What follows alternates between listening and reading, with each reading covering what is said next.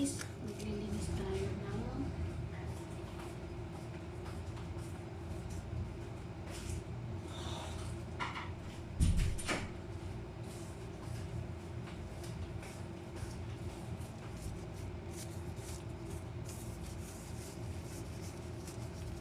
kasi ayun po ngayon, kaya ayan, magluluto po tayo ng karne ngayong araw na to. Magalan ko po muna ng konting tama. Ayan po. Dalawang paa po yung malalaki. Siguro yung isang paa, mga 7 kilos. Dalawa po yun. Tapos, meron din po tayong laman-laman. Ayan, lulutuin ko po dito. Pero unahin ko po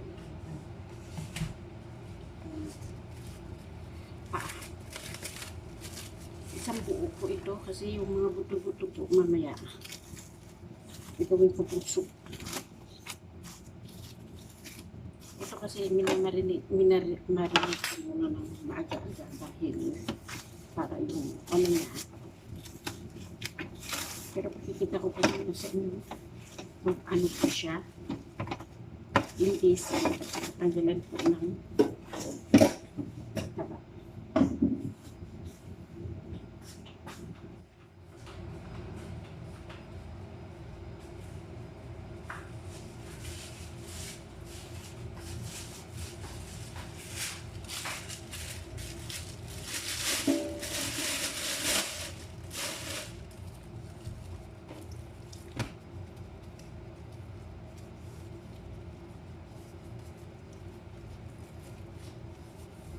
Pero yung medyo malambot yung taba, hindi ko na po siya tatanggalin, yung medyo matigas lang.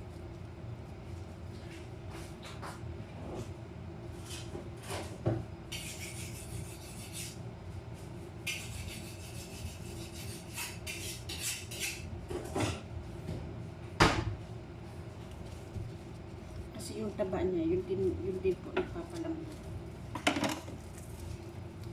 Kunin ko lang po dito yung taba na yung sinasabi ba nila na nagpapasave. Disclaimer lang. May kuchilyo po tayo pero okay lang yung tayo.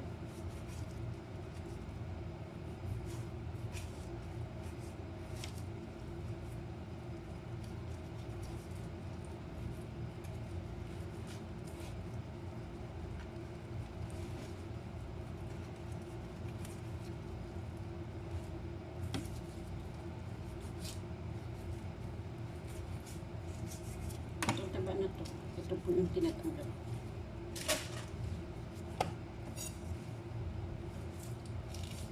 Kasi masebo po yan eh.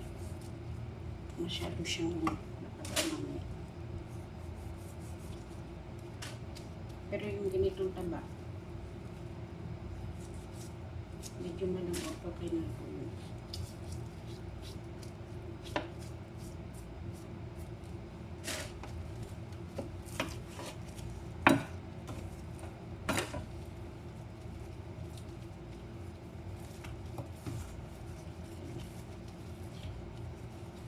Kasi hindi naman natin pwedeng kunin lahat yung taba dahil kasi pag niluto na po siya, dry na pag yung natin lahat. Yung kinukuha ko lang po yung medyo pasepo. Ayan, tapos na po tayo sa isa. Dito po tayo sa isa pa. Sa dalawa po ito.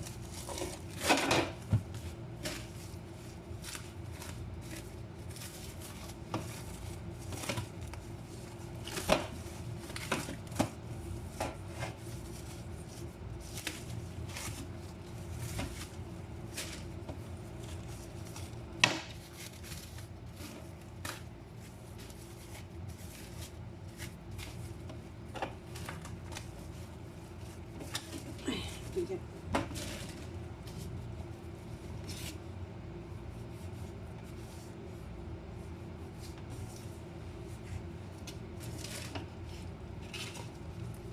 For hours ko po itong lutuin sa oven. Mamaya.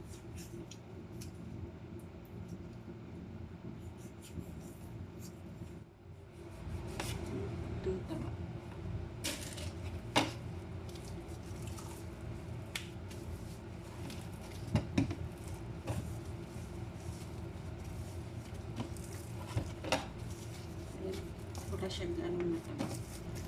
Kita niyo po yung ribs, pinasok dito. Ayan.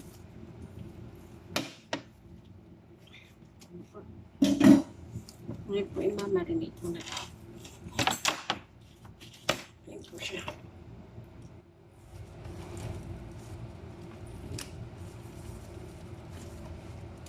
So guys, pakikita ko na ulit sa inyo mamaya kung paano i-marinate itong lamb. Ito ngayon preparation pa lang po sa pag-marinate.